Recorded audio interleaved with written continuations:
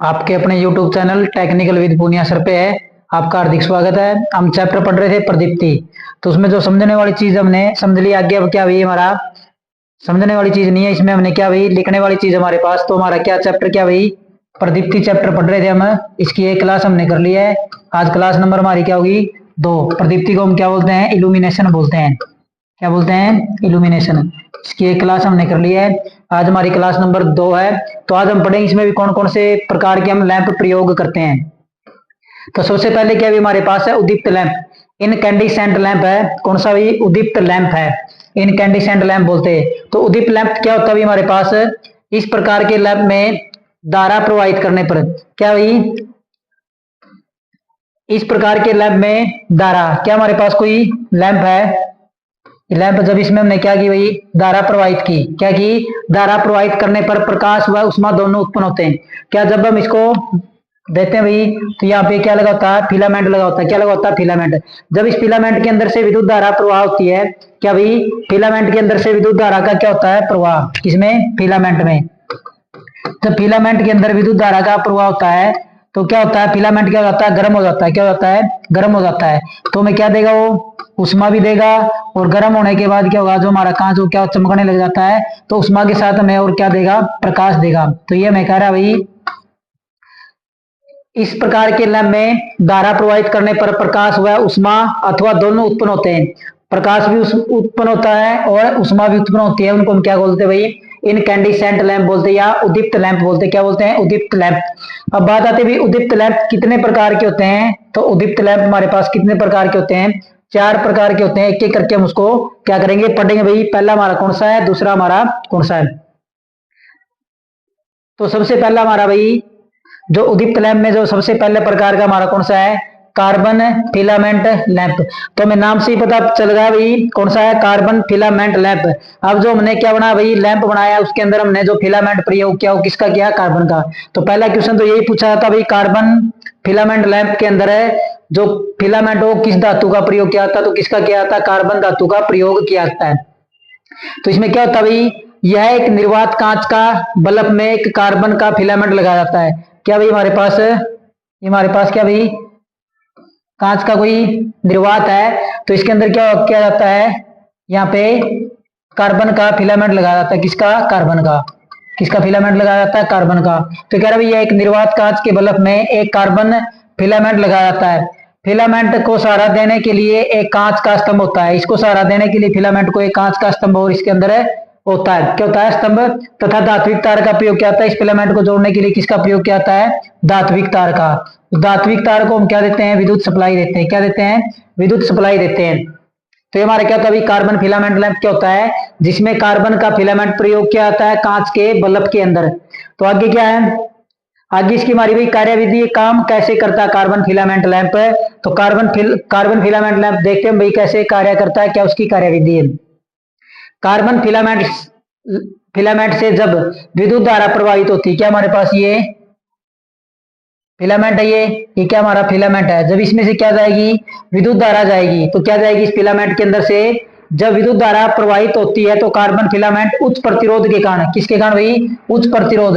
और प्रतिरोध क्या करता है, तो प्रतिरोध क्या करता है भाई, धारा के रास्ते में क्या करता है, बाधा। क्या करता है, बाधा उत्पन्न करता है। कौन है, प्रतिरोध। किसके, धारा के रास्ते में बाधा उत्पन्न करता है। तो दोनों के अंदर क्या होगा भाई, प्रतिरोध के कारण क्या होगा भाई, धारा रुकेगी, उधर से धारा चलने की कोशिश कर रही, तो दोनों क्या हो जाएंगे, उसके कारण तार क्या हो जाता है, गर्म होने लगता है। क्या हो जाता है भाई, प्रतिरोध के कारण है, तार क्या हो जाता है, गर्म हो जाता है। फिलामेंट क्या हो जाता है, गर्म हो जाता है। फिर गर्म होने के बाद वो क्या देगा, हमें उष्मा देगा। और उष्मा के साथ साथ क्या देने लग जाता है, प्रकाश देने लग जाता है। क्या भाई, जब कार्बन फिलामेंट के अंदर से हम विद्युत धारा का प्रवाह करते हैं, तो उच्च प्रतिरोध के कारण धारा के रास्ते में क्या होती हुई रुकावट होती है। उस रुकावट के कारण क्या होता है, उष्मा और प्रकाश दोनों ही हमें क्या मिलते भाई, उष्मा और प्रकाश दोनों मिलते हैं। फिर पूछा जाता भाई, हम फिलामेंट का कार्यकारी तापमान कितना डिग्री भाई, 3400 डिग्री सेल्सियस। कितना भाई, कितना होता है, कार्बन का गलनांक पूछा जाता है भाई, कितने डिग्री होता है कार्बन का गलनांक, तो होता है कितना, 3400 डिग्री। फिर हमसे पूछा जाता है भाई, जो कार्यकारी रहते हैं कार्बन फिलामेंट के रूप में, जो कार्बन का तापमान लेते हैं कार्यकारी, जिसके ऊपर वो क्या करता है, काम करता है वो कितना होता है, तो कितना डिग्री होता है भाई, उसका मान 2200 डिग्री होता है। कितना होता है, 2200 डिग्री तक हम क्या करते हैं, उसका तापमान लेते, कार्यकारी तापमान। उसके आगे क्या कह रहा भाई, इस प्रकार इसका प्रकाश लाल पीला पिन युक्त होता है भाई। क्या होता है, ये इंपॉर्टेंट चीज भाई, क्या भाई, इसका प्रकाश लाल पीला पिन युक्त होता है भाई। कार्बन फिलामेंट का लैंप का रंग पूछा था भाई, कैसा प्रकाश हमें देता है, तो लाल पीला पन युक्त हमें क्या देता है, ये प्रकाश देता है। अधिक तापमान पर फिलामेंट के कार्बन का वाष्पीकरण हो जाता है। क्या होता है भाई, अधिक अगर हमने कार्बन फिलामेंट को तापमान दे दिया तो क्या हो जाएगा भाई, वाष्पीकरण हो जाता है उसका। उसको वाष्पीकरण को रोकने के लिए हम क्या करते हैं भाई, जो लैंप के अंदर से वो काला हो जाता है, वाष्पीकरण के अंदर क्या हो जाता है भाई, वाष्पीकरण होता है, जिससे लैंप अंदर से क्या हो जाता है भाई, काला हो जाता है। वाष्पीकरण को रोकने के लिए बल्ब को वायु रहित बनाया जाता है। क्या भाई, जब उन्हें बल्ब बनाना है ये, तो इसके अंदर क्या भाई, हवा रहित होना चाहिए। इसके अंदर क्या नहीं होनी चाहिए, हवा नहीं होनी चाहिए। क्या नहीं होनी चाहिए, हवा नहीं होनी चाहिए। अगर हवा नहीं होगी तो जो कार्बन का फिलामेंट है उसका क्या नहीं होगा, वाष्पीकरण नहीं होगा। तो वाष्पीकरण को रोकने के लिए हम क्या करते हैं भाई, तो वाष्पीकरण को रोकने के लिए जो बल्ब का अंदर का हिस्सा उसको क्या किया जाता है, वायु रहित बनाया जाता है। क्या बनाया जाता है, वायु रहित। वाष्पीकरण के अंदर से क्या हो जाता है, लैंप अंदर से काला हो जाता है। तो ये भी इसकी कार्यविधि है। उपयोग पूछा जाता है, इसका कहाँ पे उपयोग किया जाता है, तो उपयोग देख लेते हैं हम कहाँ करते भाई। ये सारे हमारे एंड नोट रिटर्न है, अपने हाथ से खुद लिखी हुई है सारी ये चीजें, किसी की कोई कॉपी नहीं हुई, अपने हाथ से सारी चीजें लिखी हुई है हमने। तो हमारी खुद की क्या पीडीएफ है, खुद ने तैयार कर रखी है हमने आप बच्चों के लिए। उपयोग कहाँ किया जाता भाई, कम प्रकाश में। कहाँ भाई, इसका प्रकाश क्या होता है, कम प्रकाश में इसका प्रयोग किया जाता है। और कहाँ भाई, प्रकाश व्यवस्थाओं में नहीं किया जाता। क्या भाई, कम प्रकाश में इसका प्रयोग नहीं किया जाता। यह लोड के रूप में बैटरी चार्जिंग कार्य तथा उष्मा विकिरण में प्रयोग किया जाता है। कहाँ प्रयोग किया जाता है भाई, लोड के रूप में बैटरी चार्जिंग करनी हो, कार्य तथा उष्मा विकिरण में प्रयोग किया जाता है। इसकी आयु 400 से 600 घंटे होती है भाई। क्या है, तो क्या भाई, कम प्रकाश में, तो इसका जीवन काल पूछा जाता भाई, जीवन काल कितना इसका, तो जीवन काल इसका 600 से 800 घंटे। कितने, 600 से 800 घंटे। और ये कौन से घंटे हैं, ये इसके कार्यकारी घंटे। कौन से है, कार्यकारी। और कार्यकारी का मतलब है, जब बल्ब को हम एक दिन में 1 घंटा चलाते हैं तो उसका एक दिन काउंट नहीं होगा, कितना होगा, 1 घंटा काउंट होगा। कितना होगा, 1 घंटा काउंट होगा। अगर आप डेली एक दिन में 1 घंटा चलाते हो तो आपका लैंप 600 से 800 दिन तक चलेगा। अगर आप एक दिन में 1 घंटा चलाते तो इसके कार्यकारी घंटे कितने हैं, 600 से 800 घंटे हैं। तथा लैंप का प्रकाश कितना भाई, 0 से 5 ल्यूमन। कितना है, 3 से 5 ल्यूमेन के बीच में क्या देता है, हमें प्रकाश देता है।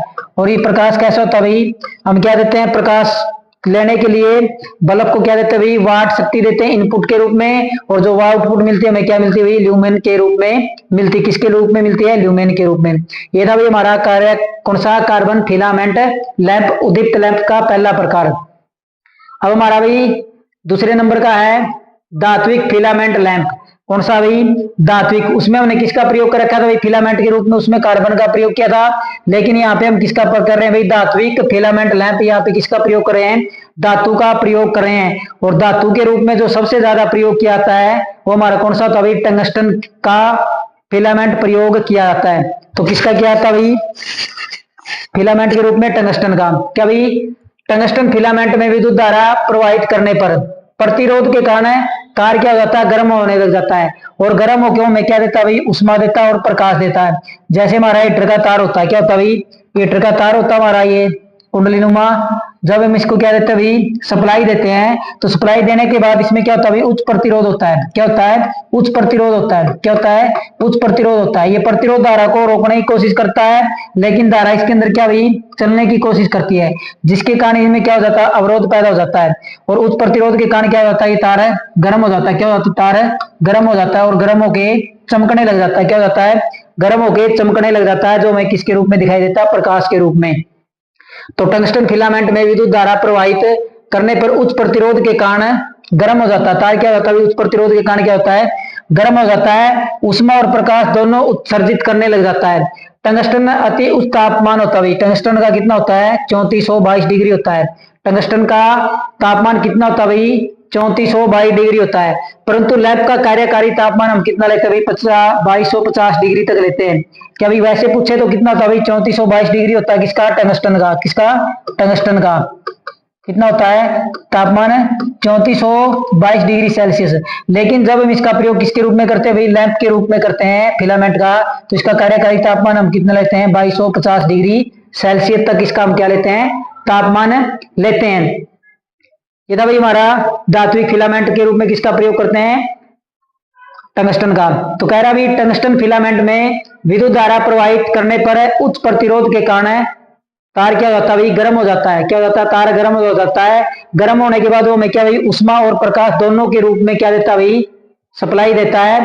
टंगस्टन का अति उच्च तापमान 3422 डिग्री सेल्सियस होता है, परंतु लैंप का कार्यकारी तापमान 2250 डिग्री सेल्सियस लिया जाता है। वाष्पीकरण को रोकने के लिए इसको क्या किया जाता है, वायु रहित बनाया जाता है। जो लैंप का जो बॉडी बनाई जाती है बाहर है, जिसके अंदर फिलामेंट लगता है अंदर है, तो जो बॉडी होती है उसके अंदर क्या नहीं होनी चाहिए भाई, हवा नहीं जानी चाहिए, जिससे क्या होता है उसका वाष्पीकरण रुक जाता है। फिर पूछा जाता है इसका उपयोग। इसका उपयोग प्रकाश तथा सजावटी लाइटों में किया जाता है। तो किसका भाई, धात्विक फिलामेंट लैंप का प्रयोग कहाँ किया जाता है, तो धात्विक फिलामेंट का प्रयोग प्रकाश व्यवस्था तथा सजावटी लाइटों में इसका प्रयोग किया जाता है। इसे कैंडल तथा पिगनाइट लैंप भी कहा जाता है भाई। दूसरा नाम पूछ लिया जाता है तो क्या कहते हैं इसको, कैंडल तथा पिगनाइट लैंप भी कहते हैं। दूसरा नाम क्या इसका भाई, कैंडल या पिगनाइट लैंप भी कहा जाता है। इसकी औसत आयु कितनी भाई, इसकी औसत आयु है 750 से 850 घंटे। कितनी, 750 से 850 घंटे। और कौन से, कार्यकारी, जितना लैंप कार्य करेगा उतना ही उसकी क्या गिने जाएंगे, घंटे गिने जाएंगे। तो कार्यकारी घंटे कितने भाई, 700 से 750 से 850 घंटे कार्यकारी होते हैं।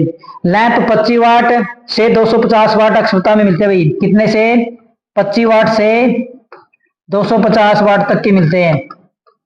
कितने तक मिलते हैं, 25 वाट से 250 वाट तक मिलते हैं। प्रकाश कितना देता भाई, 8 से 10 ल्यूमेन देता। कितना देता, 8 से 10 ल्यूमेन।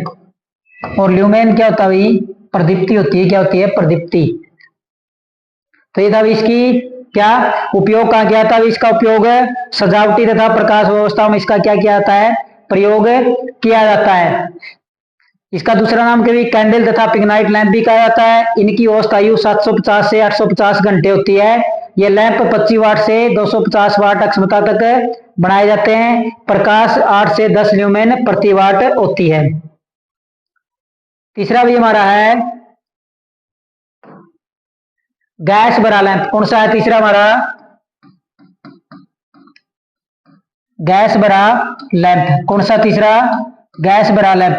तो इस लैंप के अंदर क्या भरी जाएगी भाई, गैस भरी जाएगी। क्या भरी जाएगी इस लैंप के अंदर, गैस भरी होती है। नाम से स्पष्ट भाई, गैस भरा लैंप। इस धात्विक लैंप की बनावट निर्वात की तरह होती है। क्या होती है भाई, इसकी धात्विक लैंप की बनावट निर्वात की तरह होती है। निर्वात का मतलब होता है खाली होती है। केवल अंदर यह है कि बल्ब में निष्क्रिय गैस भरी जाती है भाई। क्या भरी जाती है, निर्वात का मतलब क्या भाई, ऐसे बल्ब का प्रयोग करना था हमने जिसके अंदर क्या हो भाई, हवा ना हो, निर्वात रहित हो। लेकिन अब हमने क्या करना, उस लैंप के अंदर क्या करना भाई, बल्ब के अंदर निष्क्रिय गैस है जो क्या नहीं करती, किसी के साथ क्रिया नहीं करती, उन गैसों का हमने क्या करना, प्रयोग करना है। जैसे आर्गन है, नाइट्रोजन है, अथवा दोनों गैसों का मिश्रण भर दिया जाता है। क्या भाई, वाष्पीकरण रोकने के लिए हम क्या कर रहे थे, पहले निर्वात रहित कहाँ बल्ब बना रहे थे, लेकिन अब हम क्या कर रहे हैं भाई, निर्वात का प्रयोग ना करके किसका प्रयोग कर रहे हैं, आर्गन और नाइट्रोजन गैस का प्रयोग कर रहे हैं, जो दोनों क्या है कि निष्क्रिय गैस है। फिलामेंट तार की लंबाई अधिक रखी जाती है। क्या भाई, फिलामेंट तार की लंबाई अधिक रखी जाती है। इस हेतु फिलामेंट कॉइल के रूप में प्रयोग किया जाता है। किसके रूप में, जो हमारा फिलामेंट है वो किसके रूप में प्रयोग किया जाता है इसके अंदर है, तो इसके अंदर जो फिलामेंट है वो कॉइल के रूप में प्रयोग किया जाता है। तार की लंबाई अधिक रखी होने के कारण क्या इसका कॉइल के रूप में प्रयोग किया जाता है। इस लैंप में गैस होने के कारण फिलामेंट का कार्यकारी तापमान 2500 डिग्री से लेकर 2700 डिग्री तक हो जाता है। क्या भाई, निष्क्रिय गैसों का प्रयोग करने के कारण जो हमारा कार्यकारी तापमान है वो बढ़ के कितना होगा भाई, 2500 से 2700 डिग्री। इससे पहले हमने कितना पढ़ा था भाई, 2250 डिग्री पढ़ा था किसका, टंगस्टन लैंप का, और 2200 डिग्री हमने किसका पढ़ा था, तो 2200 डिग्री पढ़ा था हमने कार्बन का, और 2250 किसका था, टंगस्टन का। तो क्या भाई, निष्क्रिय गैस बढ़ने के कारण इसका कार्यकारी तापमान क्या होगा, 2500 डिग्री सेल्सियस से लेकर 2700 डिग्री सेल्सियस तक होता है। प्रकाश की तीव्रता बढ़ जाती है, क्या होती है, गैस का प्रयोग करने के कारण प्रकाश की तीव्रता क्या है, बढ़ जाती है। अन्य लैंप कार्य निर्वात लैंप की तरह होते हैं, बाकी जो काम होते हैं सारे किसकी तरह होते हैं, कार्बन लैंप की तरह होते हैं, निर्वात लैंप की तरह होते हैं। बाकी सारे काम किसके, निर्वात लैंप की तरह होते हैं। इन लैंपों का प्रयोग सभी प्रकार की जनरल लाइटिंग सर्विस में किया जाता भाई, क्या भाई, प्रकाश व्यवस्थाओं में किया जाता है। क्या है, इन लैंपों का प्रयोग सभी प्रकार की प्रकाश व्यवस्थाओं में किया जाता है। इन बल्बों को जीएलएस बल्ब भी कहा जाता है। क्या कहा जाता है भाई, पिछले पेपर में जीएलएस की फुल फॉर्म पूछी हुई थी भाई, जीएलएस क्या होता है, तो जीएलएस हमारा क्या होता है भाई, तो जीएलएस होता है हमारा जनरल लाइटिंग सर्विस। क्या होता है, जनरल लाइटिंग सर्विस। तो जनरल लाइटिंग सर्विस का मतलब होता है भाई, इस बल्ब का प्रयोग सभी प्रकार की प्रकाश व्यवस्थाओं में किया जाता है। क्या किया जाता है, सभी प्रकार की प्रकाश व्यवस्थाओं में किया जाता है। आगे क्या कह रहा भाई, यह लैंप 40 वाट से 1500 वाट तक, वाट अक्षमता ही बढ़ गई हमारी, पहले हमारी कितनी थी भाई, पिछले की 25 से 250 थी, लेकिन अब क्या भाई 40 वाट से लेकर 1500 वाट तक होते हैं, या ज्यादा से ज्यादा कितने भाई 2000 वाट तक का भी बनाया जा सकता है। तो क्या पूछा जाता भाई, 2000 वाट वाले अक्षताओं के बल्बों में बायोनेट कैप, क्या भाई, अगर हमारे पास क्या भाई 2000 वाट का गैस वाला लैंप है, कौन सा है, गैस वाला लैंप है, तो उसमें किसका प्रयोग किया जाता है, तो उन बल्बों में बायोनेट कैप का प्रयोग किया जाता है, किसका, बायोनेट कैप का। तथा अगर इससे अधिक हो, अगर 2000 अधिक वाट से अधिक हो गई, 2000 वाट से अधिक अधिक अक्षमता के हो, तो उनमें किसका भाई, ग्लोरिथ का प्रयोग किया जाता है। 2000 से अधिक वाले में ग्लोरिथ एडिशन स्क्रू कैप का प्रयोग किया जाता है, किसका, ग्लोरिथ एडिशन स्क्रू का प्रयोग किया जाता है। इसकी औसत आयु भी 1000 से कितनी, 1000 से 1200 घंटे, कितने भी 1000 से 1200 घंटे है, 1000 से 1200 घंटे। तो पिछले कितने की भी 850 तक थी, तो इसका कार्यकारी जो जीवन काल वो कितना भाई, 1000 से 1200 घंटे हैं। और ये क्या कितनी देता भाई, जो मैं प्रकाश के रूप में ल्यूमेन देता हूँ, कितनी देता है, 10 ल्यूमेन से 20 ल्यूमेन प्रति वाट तक उत्सर्जित करता है। तो ये 10 से लेकर 20 वाट तक हमें क्या देता भाई, 10 से 20 ल्यूमेन प्रति वाट हमें क्या देता भाई, प्रकाश देता है। इसके बाद नंबर 4 पे हमारा है एलोजन लैंप, कौन सा, इसके बाद हमारे पास कौन सा भाई, नंबर 4 पे जो हमारा वो है एलोजन लैंप। तो 3 पढ़ लिया, हमारा चौथा कौन सा है, एलोजन लैंप। एलोजन शब्द का अर्थ होता है, तो इसके अंदर 4 गैसें होती है भाई हमारे एलोजन ग्रुप के अंदर है। तो एलोजन शब्द का अर्थ होता है iodine, bromine, fluorine, chlorine gas होती है। तो क्या भाई, ये 4 गैसों का मिश्रण होता है हमारा, किस किस का, आयोडीन का, ब्रोमीन का, फ्लोरीन का और क्लोरीन का। तो ये 4 गैसों का क्या होता है, मिश्रण होता है। गैसें भरी होती है, इसके अंदर कौन कौन सी गैसें भरी होती है, 4 गैसें भरी होती है। एलोजन लैंपों में निष्क्रिय गैस के साथ एलोजन समूह की गैस अल्प मात्रा में भर दी जाती है भाई। क्या भाई, क्या कह रहा है, एलोजन लैंपों में निष्क्रिय गैस है, निष्क्रिय गैस हमारी कौन सी थी, हमने क्या किया था भाई, नियोन है हमारे पास, और कौन सी है, आर्गोन है, कौन कौन सी है, नियोन है, आर्गोन, ये हमारी क्या भाई निष्क्रिय गैसें हैं। कौन सी गैसें ये हमारी, आर्गोन और नियोन, कैसी भाई निष्क्रिय गैस है। तो ये कह रहा भाई एलोजन लैंपों में निष्क्रिय गैस के साथ एलोजन समूह की कोई एक गैस अल्प मात्रा में भर दी जाती है। तो क्या भाई, ये 4 हमारी क्या भाई एलोजन ग्रुप की गैसें कौन सी, आयोडीन है, ब्रोमीन है, फ्लोरीन है और क्लोरीन है। तो इनको क्या किया था भाई, जब हम बल्ब का निर्माण करते, किसका, एलोजन बल्ब का निर्माण करते हैं, तो इन निष्क्रिय गैसों के साथ अल्प मात्रा में आयोडीन, ब्रोमीन, फ्लोरीन, क्लोरीन में से कोई एक गैस भर देते हैं। क्या कर देते हैं, भर दी जाती है। एलोजन एक लंबी ट्यूब आकृति में बना होता है। क्या होता है भाई, तो हमारे पास एक ऐसा ये ऐसा हमारे पास एक ये लंबी ट्यूब में से बना होता है हमारे पास हैलोजन लैंप। कैसे बना होता है? लंबी ट्यूब के अंदर एक हैलोजन लैंप बना होता है। इसके अंदर टंगस्टन धातु की कुंडली दार फिलामेंट पूरी लंबाई में लगाया जाता है। तो इसके अंदर क्या होता है भाई, जो हमारा क्या भाई टंगस्टन फिलामेंट लैंप है वो क्या होता है, पूरी कुंडली नुमा पूरी लंबाई के अंदर इसके अंदर क्या किया जाता है भाई, लगाया जाता है। इसके अंदर क्या भरी जाती है, निष्क्रिय गैस भरी होती है, नियोन या आर्गोन, और उनके साथ अल्प मात्रा में कौन सी गैस भर दी जाती है, तो ब्रोमीन, क्लोरीन, आयोडीन और फ्लोरीन गैसें अल्प मात्रा में निष्क्रिय गैसों के साथ भर दी जाती है। टंगस्टन धातु का कुंडलीदार फिलामेंट पूरी लंबाई में लगाया जाता है। ट्यूब के सिरों पर विशेष पोर्सिलिन कनेक्टर लगाए जाते हैं। तो कनेक्शन करने के लिए क्या जाता है भाई, ऊपर पोर्सिलिन के, तो पोर्सिलिन हमारे क्या भाई, तो पोर्सिलिन हमारे पास क्या है, एक कुचालक होता है। क्या होता है? कुचालक होता है। तो इसके सिरों पे इसको लगाया जाता है। फिलामेंट कांच की ट्यूब के काफी नजदीक होता है। तो हमारे पास क्या भाई, ये हमारे पास क्या भाई ट्यूब है कांच की, तो जो हमारा है ये फिलामेंट है ये इस ट्यूब के काफी नजदीक होता है। क्या होता है? इस ट्यूब के काफी नजदीक होता है। यह ट्यूब स्पेशल क्वार्ट्ज की बनी होती है। क्या होती है? ये जो ट्यूब बनाई जाती है बाहर से किसकी बनी होती है? स्पेशल क्वार्ट्ज की। क्वार्ट्ज को हम पत्थर भी बोलते हैं भाई, किसकी? पत्थर की बनाई जाती है। ट्यूब को निर्वात करने के उपरांत फ्लोरीन आयोडीन गैस भर दी जाती है। तो क्या कह रहा भाई, जब हमने क्या कर लिया है, ये बॉडी बना ली है उसकी क्वार्ट्ज की, जब हमने इसको क्या कर दिया भाई, निर्वात रहित कर दिया, और निर्वात कर दिया, निर्वात करने के बाद ही इसके अंदर कौन कौन सी भाई फ्लोरीन और आयोडीन गैस क्या की जाती है, भर दी जाती है। निर्वात करने के बाद ट्यूब को इसके अंदर गैस भरी जाती है। अब इसकी भी कार्यविधि क्या भाई, विद्युत सप्लाई देने पर हैलोजन गैस द्वारा टंगस्टन के अणु वाष्पित होकर फिलामेंट पर चिपक जाते हैं। क्या होते हैं भाई, विद्युत सप्लाई देने पर हैलोजन गैस द्वारा टंगस्टन के अणु वाष्पित होकर फिलामेंट पर चिपक जाते हैं। टंगस्टन के बाधित अणु दूर दूर तक ना फैले, इसलिए नली तंग बनाई जाती है तथा फिलामेंट वाष्पीकरण नहीं होने देती। क्या होता है भाई, जो हमारे क्या भाई टंगस्टन के जो बाधित अणु होते हैं वो दूर तक ना फैले, इसलिए जो इसकी जो ट्यूब की नली वो क्या बनाई जाती है भाई, तंग बनाई जाती है। क्या बनाई जाती है? तंग। तंग को क्या बोलते हैं भाई? बीड़ी। क्या बोलते हैं? बीड़ी गली बोलते हैं ना, बीड़ी गली को क्या बोलते हैं? तंग गली। तो तंग बनाई जाती है तथा फिलामेंट वाष्पीकरण नहीं होने देती और फिलामेंट तक गर्म होकर अधिक प्रकाश उत्सर्जित करती है। तो भाई जो वाष्पित कण है दूर दूर तक नहीं भागेंगे तो हमें क्या भाई प्रकाश भी अधिक मिलेगा। अब पूछा था भाई उपयोग कहाँ किया था भाई हैलोजन लैंपों का, तो उपयोग देख लेते हमारे पास भाई हवाई अड्डों में, अधिक रोशनी वाले स्थानों पर इसका प्रयोग किया था भाई, हवाई अड्डों में, रेलवे स्टेशन पर, खेल स्टेडियम में, प्रदर्शनी स्थल पर, गोदामों में, वाहनों की लाइट में।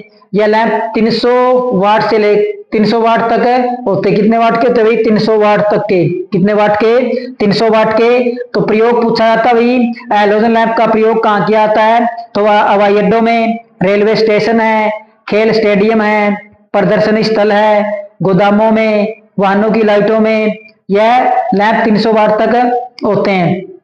कितने वाट तक होते हैं? 300 वाट तक होते हैं। तो इनका प्रयोग वहां किया जाता है भाई जहां पे पहले लाइट की जरूरत क्या होती है, ज्यादा। ये तभी हमारे कौन से उद्दीप्त लैंप के प्रकार थे, इनकैंडिसेंट के 4 प्रकार थे। कौन कौन से? कार्बन फिलामेंट लैंप, धात्विक फिलामेंट लैंप, गैस भरा लैंप, और चौथा कौन सा था हमारा भाई हैलोजन लैंप। अब दूसरा हमारे पास भाई आर्क लैंप। नंबर 2 पे हमारे पास जो लैंप है वो कौन सा है? Arc lamp. अब हम पढ़ेंगे भाई आर्क लैंप हमारा क्या होता है। 2 इलेक्ट्रोड के मध्य 1 से 1.5 से 6 mm तक वायु अंतराल इनके मध्य विभवांतर को बढ़ाया जाता है। क्या होता है भाई 2 इलेक्ट्रोड होते हैं हमारे पास, कितने? 2 इलेक्ट्रोड होते हैं, इनके बीच की दूरी कितनी है? 1.5 से 6 mm। कितनी है? 1.6 mm के वायु अंतराल कर, इनके बीच इतना वायु अंतराल करके दोनों के बीच में, ये क्या भाई इनके दोनों के बीच में इतना वायु अंतराल करके इनके मध्य विभवांतर को बढ़ाया है। क्या भाई इनके अंदर विभवांतर का मतलब वोल्टेज को बढ़ाया जाए तो इनके मध्य आर्क उत्पन्न हो जाती। क्या हो जाती है भाई? आर्क उत्पन्न हो जाती। क्या हमारे पास ये 2 इलेक्ट्रोड है, इनके मध्य क्या भाई हमने वायु अंतराल को 1.5 से 6 mm से क्या कर दिया भाई? बढ़ा दिया। माध्य विभवांतर को बढ़ा दिया जाए तो इनके मध्य आरक उत्पन्न होने लग जाती है, जिससे तीव्र प्रकाश उत्सर्जित होता है। इसी कार्य सिद्धांत का उपयोग कर आरक लैंप बनाए जाते हैं। क्या कह रहा है ये कह रहा हमारे पास दो इलेक्ट्रोड है, दो इलेक्ट्रोड के मध्य जो बीच की दूरी कितनी है 1.5 से 6 mm वायु अंतराल बढ़ा दिया हमने, तो इनके बीच में हमने वायु अंतराल बढ़ा दिया। क्या कर दिया, वायु अंतराल बढ़ाकर इनके मध्य विभवांतर को बढ़ा जाए। क्या इनके बीच में हमने क्या करना, फिर विभवांतर या वोल्टेज बढ़ानी, क्या करनी है, वोल्टेज को बढ़ाया जाए तो इनके मध्य आरक उत्पन्न होने लग जाती है। तो दोनों के बीच में क्या होने लग जाती है, आरक उत्पन्न होने लग जाती है, जिसके कारण तीव्र प्रकाश उत्सर्जित होता है। इसी कार्य सिद्धांत का उपयोग करके आरक लैंप बनाए गए हैं। क्या किए गए भाई, इसी कार्य सिद्धांत का प्रयोग करके आरक लैंप बनाए गए हैं। अब इसकी भाई बनावट कैसी होती है, बनावट में हम देख लेते भाई। इसमें दो कार्बन छड़ होती है, कितनी भाई, दो इलेक्ट्रोड हमने पढ़े थे भाई, क्या, दो कार्बन छड़ होती है, जिसमें धनात्मक छड़ को ऋणात्मक छड़ से 2 गुना मोटा बनाया जाता है। तो ये भाई क्वेश्चन आने वाला भाई पेपर में आ सकता है, जिसमें धनात्मक छड़ को ऋणात्मक छड़ से 2 गुना मोटा बनाया जाता है। अगर हमारी ये क्या भाई ऋणात्मक छड़ है, तो जो धनात्मक छड़ होगी वो क्या होगी, इससे 2 गुना मोटी बनाई जाएगी। क्या की जाएगी, इस ऋणात्मक छड़ से 2 गुना मोटी कौन सी बनाई जाएगी, हमारी धनात्मक छड़ बनाई जाएगी। कौन सी, धनात्मक छड़ बनाई जाएगी। धनात्मक छड़ के श्रेणी क्रम में ब्लास्ट लगाया जाता है। क्या क्या था भाई, ब्लास्ट का मतलब होता है अधिक से सप्लाई देना, ब्लास्ट लगाया जाता है। दोनों इलेक्ट्रोड के मध्य 1.5 से 6 mm का वायु अंतराल रखा जाता है भाई। दो इलेक्ट्रोड है, इनके मध्य जो अंतर रखा जाता है वो कितना भाई, वायु अंतराल है 1.5 mm से 6 mm तक का वायु अंतराल रखा जाता है। ब्लास्ट एक प्रकार का इंडक्टर होता है। क्या होता है, ब्लास्ट एक प्रकार का इंडक्टर होता है। क्या होता है, एक प्रकार का इंडक्टर होता है जो धारा में परिवर्तन का क्या करता है, विरोध करता है। हमने पढ़ा कभी इंडक्टर क्या होता है, धारा में अचानक परिवर्तन का विरोध कौन करता है, इंडक्टर करता है। कौन करता है, इंडक्टर करता है। जब तार को हम लपेट के कुंडली बना देते तो हमारा क्या बन जाता है भैया, क्या इंडक्टर बन जाता है। आगे इसके अंदर भाई कार्यविधि क्या है, कार्यविधि इलेक्ट्रोड के मध्य जब 60 से 70 वोल्टेज की विद्युत धारा प्रवाहित करते हैं तो इनके मध्य आरक उत्पन्न होती है। क्या भाई, जो हमारे क्या है इलेक्ट्रोड है 1.5 से 6 mm की दूरी पर है, उनके बीच वायु अंतराल है। जब उनमें से 60 से 70 वोल्ट की विद्युत धारा प्रवाहित करते हैं तो उनके मध्य आरक उत्पन्न होती है, जिससे तीव्र प्रकाश उत्सर्जित होता है। इसमें प्रकाश का 85% धनात्मक छड़ से, तो हमने क्या किया भाई, हमारे पास ऋणात्मक छड़ थी, ये धनात्मक, इससे क्या भी 2 गुना मोटी बनाई जाती है। तो पूछा जाता है जो प्रकाश हमें मिलता है, क्या मिलता है, प्रकाश। तो जो प्रकाश मिलता हमें वो 85% हमें किससे मिलता है भाई, जो 85% हमें वो पॉजिटिव छड़ से मिलता है। किससे मिलता है, पॉजिटिव छड़ से मिलता है, छड़ से, तथा 10% ऋणात्मक छड़ से मिलता है। 5% आरक के रूप में मिलता है भाई। तो हमारे पास क्या होगा भाई, तो पॉजिटिव, नेगेटिव और आर्क पूछ लेता भाई कितने कितने मिलेगा हमें प्रकाश है। तो पॉजिटिव से हमें मिलता भाई 85% प्रकाश, नेगेटिव से कितना मिलता है 10% है, और आर्क से हमें कितना मिलता है 5%। तो ये कॉम्बिनेशन पूछ सकता भाई, 5% आर्क से प्रकाश उत्सर्जित होता है। धनात्मक छड़ का तापमान 3500 डिग्री से 4000 डिग्री सेल्सियस होता है भाई। कितना, जो धनात्मक छड़ होती है उसका तापमान कितना भाई, काफी ज्यादा है, 3500 डिग्री सेल्सियस से लेकर 4000 डिग्री सेल्सियस तक होता है। तथा ऋणात्मक छड़ का तापमान 2000 डिग्री सेल्सियस होता है, उससे क्या होता है भाई, आधा होता है। बाह्य प्रतिरोध जिसे ब्लास्ट कहते हैं के द्वारा नियंत्रित करते हैं। किसके द्वारा नियंत्रित करते हैं भाई, जो बाहर ब्लास्ट लगा रखा है उसके द्वारा हम इसको क्या करते हैं, नियंत्रित करते हैं, के द्वारा नियंत्रित करते हैं। लगातार जलने से छड़ की लंबाई कम हो जाती है। क्या भाई, लगातार उसके अंदर क्या हुई, आर्क उत्पन्न होगी। आर्क को क्या बोलते हैं, आर्क को हम बोलते हैं चिंगारी। क्या, चिंगारी, क्या बोलते हैं, चिंगारी। लगातार आर्क जलने से छड़ की लंबाई कम हो जाती है भाई। लगातार क्या भाई, छड़ पे आर्क उत्पन्न होगी तो उसके कारण क्या होते हैं, छड़ की लंबाई कम होती है। अतः छड़ का नियमित आगे करने हेतु इलेक्ट्रिकल या मैकेनिकल व्यवस्था की जाती है। तो क्या भाई, जब हमारी छड़ में क्या भाई आर्क उत्पन्न हो रही है, क्या हो रही है, आर्क उत्पन्न हो रही है, तो ये छड़ हमारी क्या भाई धीरे धीरे छोटी होने लग जाती है। तो कह रहा भाई इस छड़ को आगे सरकाने के लिए हमारे पास क्या होनी चाहिए, इलेक्ट्रिकल या मैकेनिकल व्यवस्था की जाती है जिससे वायु अंतराल का मान ज्यादा ना हो जाए। तो हमारे वायु अंतराल का कितना था भाई, 1.5 से 6 1.5 mm से 6 mm के बीच में। तो ये जब ये जलती रहती है आर्क के कारण तो इसका आकार क्या होता है, छोटा। तो इस छड़ को आगे सरकाने के लिए हमारे पास मैकेनिकल या इलेक्ट्रिक व्यवस्था होनी चाहिए जिसके कारण भी दो इलेक्ट्रोड के बीच जो हमारा क्या है अंतर वो क्या ना हो, ज्यादा ना हो, क्या ना हो, ज्यादा ना हो।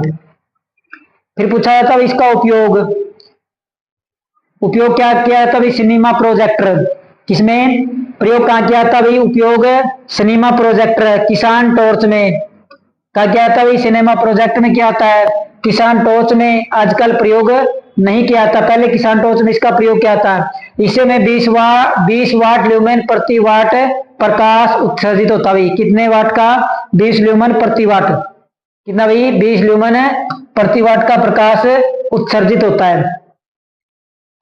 आगे कह रहा भाई ये एसी पर कार्य करने के लिए चौक का प्रयोग किया था भाई, अगर एसी पे इसमें हमने काम करवाना तो क्या होनी चाहिए, हमारे पास चौक होनी चाहिए, क्या होनी चाहिए, चौक लगी होनी चाहिए। अगर हमने इसका एसी पे काम करवाना तो इसके साथ क्या लगी होनी चाहिए, चौक लगी होनी चाहिए। अगला हमारा भी नंबर 3 पे गैस डिस्चार्ज लैंप, कौन सा भी, गैस डिस्चार्ज लैंप। तीसरा लैंप हमारे पास कौन सा भी, गैस डिस्चार्ज लैंप, कौन सा है, गैस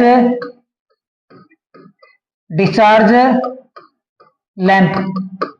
तो गैस को हम क्या करेंगे, डिस्चार्ज करें।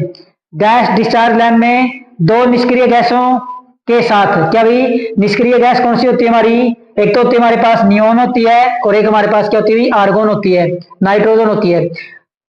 गैस डिस्चार्ज लैंप में दो निष्क्रिय गैसों के साथ सोडियम या मरकरी भर दी जाती है, कौन सी भाई, सोडियम या मरकरी गैस भर दी जाती है। लैंपों में दो फिलामेंट स्थापित किए जाते हैं, लैंप के अंदर कितने भाई, दो फिलामेंट स्थापित किए जाते हैं। इनके मध्य उच्च वोल्टेज प्रदान की जाती है। दो फिलामेंट हमने क्या कर लिए भाई, प्रयोग कर लिए, उन दोनों फिलामेंट के मध्य उच्च वोल्टेज प्रदान की जाती है।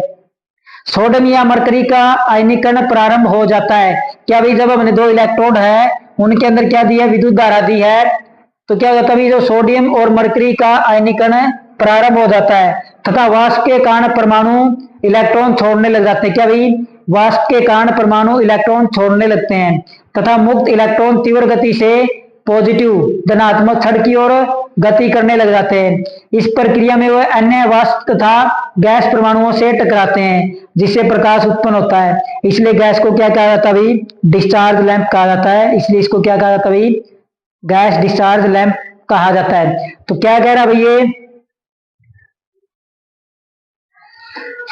ये कह रहा भाई जब हमारे पास क्या भाई, हमने इसके अंदर क्या कर दी, दो निष्क्रिय गैसों के साथ सोडियम या मरकरी गैस भर दी जाती है, तो दो फिलामेंट इसके अंदर क्या लगाए जाते हैं, इनके मध्य उच्च वोल्टेज प्रदान की जाती है। जो दो फिलामेंट हमने लगाए थे, प्रयोग किए थे, उनके मध्य की हमने उच्च वोल्टेज प्रदान की है। उच्च वोल्टेज प्रदान करने के बाद सोडियम या मरकरी का आयनीकरण शुरू हो जाता है, क्या भाई जब हमने इसको उच्च वोल्टेज दी तो सोडियम और मरकरी का क्या भाई आयनीकरण शुरू हो जाता है तथा वाष्प के परमाणु इलेक्ट्रॉन छोड़ने लग जाते हैं, तथा वाष्प के परमाणु इलेक्ट्रॉन छोड़ने लग जाते हैं तथा ये जो मुक्त इलेक्ट्रॉन होते हैं, क्या होते हैं, जो इलेक्ट्रॉन मुक्त हुए हैं तीव्र गति से पॉजिटिव धनात्मक छड़ की ओर गति करते हैं, क्या भाई मुक्त इलेक्ट्रॉन तेज गति से धनात्मक छड़ की ओर क्या करते हैं, गति करते हैं। इस प्रक्रिया में वे अन्य जो बच गए वो भी क्या हो जाते हैं, वाष्पित हो जाते हैं तथा गैस परमाणुओं से टकराते हैं जिससे प्रकाश उत्पन्न होता है, इसलिए इस गैस को क्या कहा जाता है भाई,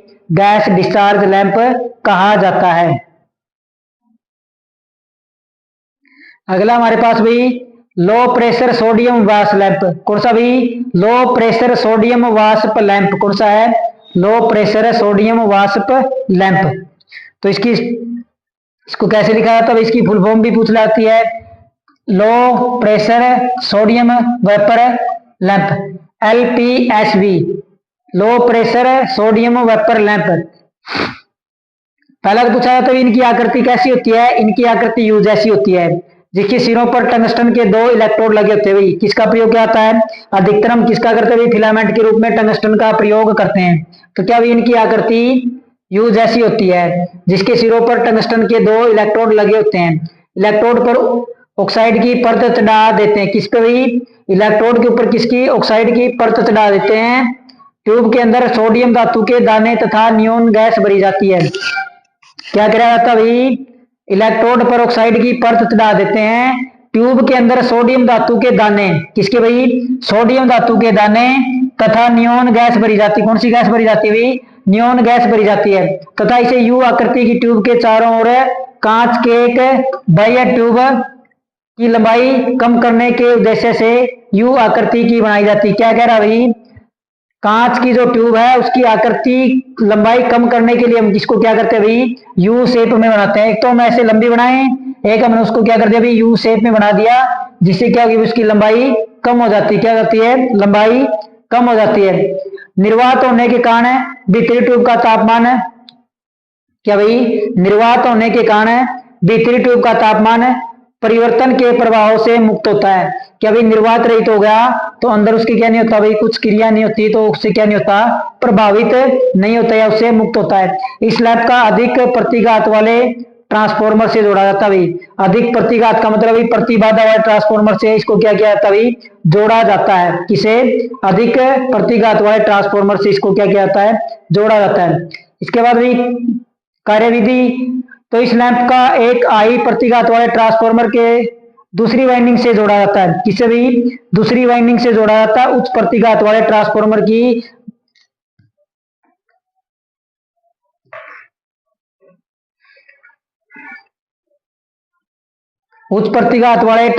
की दूसरी वाइंडिंग से जोड़ा जाता है। यह ट्रांसफॉर्मर प्रारंभ में लोड रहित उच्च वोल्टता इलेक्ट्रोड को प्रदान करता है। क्या करता है? उच्च वोल्टेज प्रदान करता है। किसको? लैंप को। जब इसके ऊपर क्या नहीं हुई? लोड नहीं लगा हुआ, तब ये क्या करता है? उसको उच्च वोल्टेज प्रदान करता है। क्या करता है? उच्च वोल्टेज प्रदान करता है।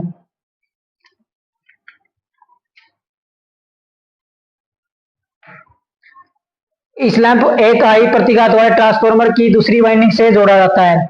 यह ट्रांसफॉर्मर प्रारंभ में लोड रहित, इसके ऊपर क्या नहीं भी? लोड नहीं लगा हुआ, उच्च वोल्टेज इलेक्ट्रोड को प्रदान करता है। अर्थात दोनों इलेक्ट्रोड को 400 से 450 वोल्टेज प्राप्त होती है। यू आकृति की ट्यूब में नियोन गैस की उपस्थिति में डिस्चार्जिंग क्रिया होती है। सोडियम धातु के ठोस कणों को वाष्पीकरण प्रारंभ हो जाता है। इसका कारण लैंप प्रारंभ होने में लाल गुलाबी रंग का प्रकाश देता है। तो इसमें क्वेश्चन यही पूछा जाता है किस प्रकार का ये प्रकाश देता है? तो लाल गुलाबी रंग का क्या देता है? हमें प्रकाश देता है। कौन सा? लाल गुलाबी रंग का। कैसा प्रकाश देता है? लाल गुलाबी रंग का प्रकाश देता है शुरू होने में। कौन सा देता है? लाल गुलाबी रंग का प्रकाश देता है शुरू होने में। उसके आगे क्या रही? लाल गुलाबी रंग का प्रकाश देता है एवं सोडियम कणों को वाष्प में परिवर्तन उपरांत तथा सोडियम वाष्प द्वारा इलेक्ट्रॉनों को डिस्चार्ज प्रक्रिया प्रारंभ हो जाती है। फिर पीले रंग का प्रकाश देता है। इसमें दो ही क्वेश्चन पूछे जाते हैं भाई। जब ये शुरू होता है तो कैसा रंग देता है? लाल गुलाबी रंग देता है। कैसा? लाल गुलाबी। जब ये शुरू होता है तो कैसा रंग देता है भाई? लाल गुलाबी। जब ये पूरी तरह से सक्रिय हो जाता है तो हमें कैसा प्रकाश देता है? उसके बाद हमें ये पीला प्रकाश देता है। कैसा? पीले रंग का प्रकाश देता है। पूर्ण प्रकाश देने में 10 से 15 मिनट का समय लेता है भाई। कितना? 10 से 15 मिनट। जो शुरू में स्टार्ट होगा तब हमें लाल गुलाबी रंग देता है। जब 10 से 15 मिनट के बाद ये पूरा प्रकाश देता है तब हमें कैसा देता है भाई? पीला प्रकाश देता है। पूर्ण प्रकाशित होने पर विद्युत खपत कम होती है। क्या होती है भाई? ये पूर्ण प्रकाशित होता है जब क्या होती है? विद्युत खपत कम होती है। ट्रांसफार्मर की प्रतिघात अधिक होने के कारण वोल्टेज घटकर 110 वोल्टेज रहती है। तो प्रतिघात अधिक होने के कारण वोल्टेज घटकर कितनी रह जाती है? 110 वोल्टेज रह जाती है। ट्रांसफार्मर की प्राइमरी वाइंडिंग के सिरों पर लगाया गया संधारित्र शक्ति गुणांक में आई गिरावट की क्षतिपूर्ति करता है। कौन है? संधारित्र है। संधारित्र को हम क्या बोलते हैं? कैपेसिटर। क्या बोलते हैं? कैपेसिटर। तो प्रतिघात के कारण क्या होता है? हमारा शक्ति गुणांक कम हो जाता है। उस शक्ति गुणांक को सुधारने के लिए हम किसका प्रयोग करते हैं? संधारित्र का प्रयोग करते हैं। इस लैब में उष्मा उत्पन्न करने वाला फिलामेंट प्रयोग नहीं किया था। कौन सा? इसमें ऊष्मा उत्पन्न करने वाले फिलामेंट का प्रयोग नहीं किया जाता। यह cold cathode low pressure sodium वाष्प लैंप होता है। कौन सा? Cold cathode low pressure sodium वाष्प लैंप होता है। इसके अंदर क्या नहीं प्रयोग किया था भाई? ऊष्मा वाले इलेक्ट्रोड का प्रयोग नहीं किया जाता। इसका उपयोग पूछा जाता भाई कहाँ पे किया जाता है? उपयोग भाई सड़क के प्रकाश में, पार्किंग में, औद्योगिक संस्थानों में। ये लैंप 45, 60, 85 तथा 140 वाट तक के बनाए जाते हैं। इनके द्वारा 40 से 50 ल्यूमेन प्रति वाट सप्लाई हमें या प्रकाश मिलता भाई। वाट में हम इनको देते हैं सप्लाई, किसमें? वाट में सप्लाई देते हैं और इनपुट देते हैं। और आउटपुट हमें किसमें मिलती है? तो आउटपुट हमें मिलती है ल्यूमेन में। किसमें मिलती है? ल्यूमेन के अंदर। किसके अंदर है? तो इसके अंदर दो से तीन क्वेश्चन पूछे जाते हैं भाई। तो ये क्या होता है भाई? शुरू में कैसा प्रकाश देता है? तो शुरू में देता है लाल गुलाबी। जब ये शुरू होता है शुरू में तो हमें कौन सा प्रकाश देता है भाई? गुलाबी। फिर क्या होता है भाई? ये पूर्ण प्रकाशित होने में, क्या भाई? पूर्ण प्रकाशित होने में 10 से 15 मिनट लेता है। कितने? 10 से 15 मिनट लेता है। कितने मिनट लेता है? 10 से 15 मिनट। इस 10 से 15 मिनट के बाद ये पूर्ण क्या होता है भाई? प्रकाशित होता है। तब हमें कौन सा रंग देता है? पीला रंग। तो ये क्वेश्चन इसके अंदर ये पूछे जाते हैं भाई, इसके अंदर है। और क्या हो जाता है भाई? इसका जो इलेक्ट्रोड हो ऊष्मा प्रदान करने वाला नहीं बनाया जाता।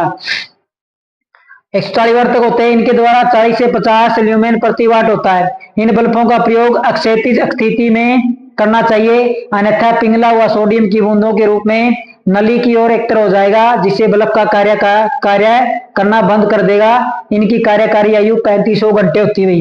क्या भाई? ये 3500 घंटे तक क्या करते हैं? कार्य करते हैं। कार्यकारी घंटे हैं।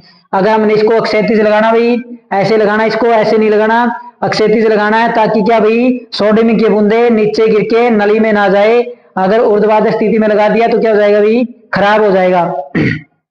ये था भाई हमारा low pressure mercury vapour lamp. अगला हमारे पास भाई हाई प्रेशर सोडियम वाष्प लैंप। कौन सा है? हाई प्रेशर सोडियम वाष्प लैंप। इससे पहले हमने पढ़ा भाई low pressure sodium vapour lamp. अब हमारा कौन सा भाई? High pressure sodium vapour lamp. इनकी बाहरी बल्ब कठोर कांच का बना होता है भाई। इसका बाहरी जो आवरण होता है, क्या भाई? इसका जो ये बाहरी आवरण होता है ये कठोर कांच का बना होता है। डिस्चार्ज ट्यूब में उच्च दाब पर सोडियम धातु है वह न्यून गैस भरी जाती है। क्या भाई? उच्च दाब पर सोडियम धातु एवं न्यून गैस भरी जाती है इसके अंदर भाई। जो हमारा ये फिल बॉडी बना रखी है इसके अंदर क्या होती है भाई? सोडियम तथा नियोन गैस भरी जाती है। सोडियम धातु और नियोन गैस भरी जाती है। यह लैंप उच्च दाब व अति धारा पर करता है। यह भैया लैंप उच्च दाब व उच्च धारा पर कार्य करता है। इलेक्ट्रोड संयोजन मोटे तार द्वारा किए जाते हैं। क्या कहते हैं भाई? इलेक्ट्रोड के संयोजन मोटे तार द्वारा किए जाते हैं। संयोजन का मतलब क्या किया जाता है? कनेक्शन। क्या? कनेक्शन मोटे तार द्वारा किए जाते हैं। डिस्चार्ज ट्यूब को एक बल्ब के अंदर रखा जाता है भाई, जिसके अंदर क्या करनी है? गैस डिस्चार्ज करनी, उसको क्या? एक ट्यूब के अंदर रखा जाता है। इस लैंप की टोपी चूड़ीदार होती है। इस बात का संयोजन टोपी द्वारा सप्लाई से जुड़ा होता है। तो इसके यहाँ पे क्या लगी होती है? एक टोपी लगी होती है। इस टोपी के अंदर क्या होते हैं भाई? हमारे जो हमने सप्लाई देनी है उसके क्या किए जाते हैं? कनेक्शन किए जाते हैं। इस उच्च प्रतिघात चौक द्वारा उच्च वोल्टता प्रदान की जाती है। किसके द्वारा? चौक के द्वारा। चौक हमारी क्या काम करती है? प्रेशर से वोल्टेज देती। क्या देती है? प्रेशर से वोल्टेज देती है। हाई प्रेशर है सोडियम वाष्प लैंप को। आगे भाई इसकी कार्यविधि कैसी भाई? आंतरिक ट्यूब के अंदर प्रारंभ में सोडियम ठोस रूप में होती है। ये क्वेश्चन पूछा जाता है, आंतरिक ट्यूब के अंदर प्रारंभ में सोडियम कैसे रूप में होती है? तो किस रूप के अंदर होती है? ठोस रूप में होती है। लेकिन जब सप्लाई दी जाती है इग्निटर की सहायता से गोलाकार छल्ले के माध्यम से स्पार्किंग होती है। क्या होती है? जब इसको सप्लाई दी जाती है तो इग्निटर की सहायता से गोलाकार छल्ले के रूप में स्पार्किंग को बूस्ट किया जाता है। बूस्ट का मतलब होता है भाई क्या? बढ़ाना। बूस्ट क्या?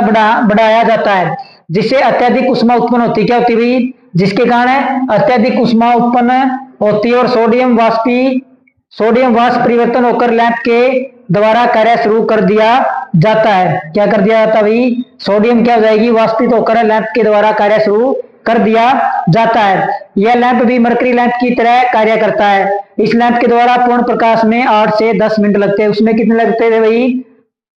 10 से 15 और इस लैंप को शुरू होने में कितने लगते हैं? 8 से 10 मिनट का समय लगता है। कितने लगता है? 8 से 10 मिनट का क्या लगता है? समय लगता है। आगे अभी इसका उपयोग कहाँ किया जाता है? तो इसका उपयोग क्या आता है भाई? सड़क पर जहां तेज प्रकाश चाहिए, क्या चाहिए भाई? सड़क तेज प्रकाश चाहिए होता है, वहां पे इसका प्रयोग क्या आता है? ये कितने वाट में मिलता है भाई? 45, 60, 80, 140 व 250 वाट तक मिलते हैं भाई। इनकी क्षमता कितनी भाई? 60 वाट है, 45 वाट है, 80 वाट, 140 वाट तक होते हैं। तेज प्रकाश पीले रंग का प्राप्त होता है भाई। तेज प्रकाश किस रंग का होता है भाई? पीले रंग का प्राप्त होता है। कार्यकारी तापमान 300 से 300 डिग्री सेल्सियस होता है भाई। और कितने ल्यूमेन प्राप्त होते हैं भाई? 160 ल्यूमेन प्रति वाट तक कार्यकारी है भाई। कितने तक है? 160 ल्यूमेन प्रति वाट तक। तथा कार्यकारी घंटे कितने भी? 3500 घंटे तक क्या करती है? कार्य करते हैं। कितने करते हैं भाई? 3500 घंटे का क्या कार्यकारी तापमान है। तो ये क्या भाई, अगर हम एक दिन में 1 घंटा चलाएंगे तो हमारा लैंप कितने भाई? 3500 दिन चलेगा। कितने दिन तक चलेगा? 3500 दिन तक। ये थी भाई हमारी क्लास नंबर 2 प्रदीप्ति की। तो ये क्लास आपको कैसी लगी आप जरूर बताना। इससे पहले हमने एक क्लास की थी, हमारी क्लास नंबर क्या 2। एक क्लास में और हमारा क्या भी चैप्टर कंप्लीट हो जाएगा। तो अगली क्लास में हमारा ये चैप्टर क्या हो जाएगा? कंप्लीट हो जाएगा। कुछ रहेगा इसमें, ये हम अगली क्लास में इसको कंप्लीट कर देंगे। यहाँ तक ये हमारा भी, तो अगली क्लास में हम इसको क्या कर देंगे? कंप्लीट कर देंगे। अगर आपको हमारे द्वारा करवाई गई थ्योरी प्लस एमसीक्यू की जो हमने सीरीज स्टार्ट कर रखी है वो कैसी लगती है आप जरूर बताना। अगर अच्छी लगे तो हमारे चैनल को आप लाइक करना, शेयर करना और सब्सक्राइब जरूर करना और अंत तक हमारे साथ जुड़े रहना। धन्यवाद।